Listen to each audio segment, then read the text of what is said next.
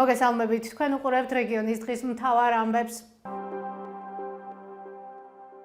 ახალციხელმა აქტივისტმა თათია აფრიამაშვილმა 12 დღიანი პატიმრობის შემდეგ იზოლატორი დატოვა.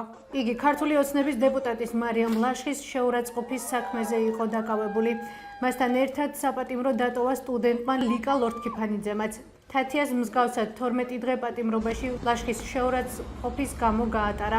17 მაისს აქტივისტები მარიამ ლაშხის მისამართით იძახდნენ თავისუფლება რეჟიმის ტყვეებს და არა რუსულ რეჟიმს, ძირს რუსეთის მონები, არა რუსეთის მონებს. სწორედ ამის გამო უჩივლა ლაშხმა აქტივისტებს. სამცხე-ჯავახეთში, კერძოდ კი ბორჯომში ხე-ტყის უკანონო მოპოვების ფაქტები გამოვლინდა. ინფორმაციას გარემოს ზედამხედველობის დეპარტამენტი ავრცელებს. გავრცელებული ინფორმაციის მიხედვით, სახელმწიფო ტყის ტერიტორიიდან ამოიღეს 91 ერთეული წიწვოვანი სახეობის დაუფირნიშებელი მრგვალი ხე-ტყე. საქართველოდან თურქეთში გააძევეს ბათუმელი მედროშე თემურ ქათამაძე. ინფორმაციას მისი მეუღლე ავრცელებს.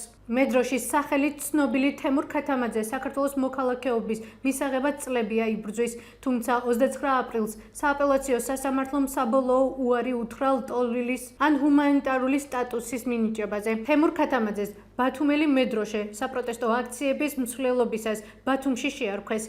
ის ქუჩებში საქართველოს დროში ჯერ რუსულ კანონს აპროტესტებდა, შემდეგ კი 2024 წლის 28 ნოემბერს დაწყებულ უწყვეტ საპროტესტო აქციას შეუერთდა. იგი თავდაპირველად პროევროპულ აქციაზე ადმინისტრაციული წესით დააკავეს და 5 დღიანი პატიმრობა შეუფარდეს, ხოლო შემდეგი დაკავებისას გამოძიება საქართველოში ცხოვრების უფლების არქონას ედავებოდა.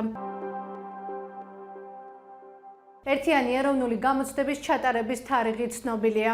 პირველი გამოცდა ქართულ ენასა და ლიტერატურაში 3 ივლისს ჩატარდება, ხოლო პროცესი 22 ივლისს სახვითი და გამოყენებითი ხელოვნების გამოცდით დასრულდება. ინფორმაციას გამოცდების ეროვნული ცენტრი ავრცელებს.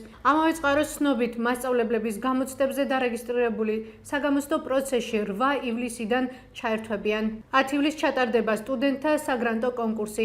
მაგისტრატების კანდიდატები კი საერთო სამაგისტრო გამოცდებს 21-დან 22 ივლისს ჩააბარებენ. ეს იყო ჩვენს ხელთ არსებული დღევანდელი ბოლო ინფორმაცია. მეტი და დეტალური ინფორმაციისთვის ეწვიეთ ჩვენ ვებ და Facebook გვერდს. გმადლობთ რომ გვიყურებთ. ხვალამდე.